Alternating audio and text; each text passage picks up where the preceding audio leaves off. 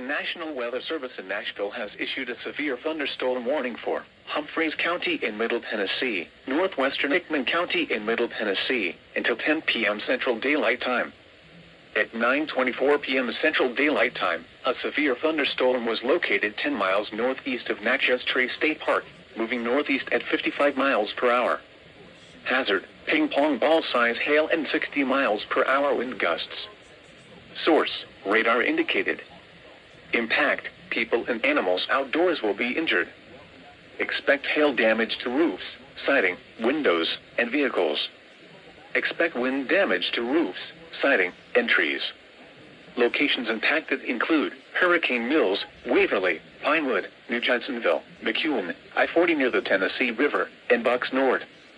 This includes Interstate 40 between mile markers 136 and 161. For your protection, move to an interior room on the lowest floor of a building. Repeating, a severe thunderstorm warning has been issued until 10 p.m. Central Daylight Time for the following county: Humphreys, Tennessee.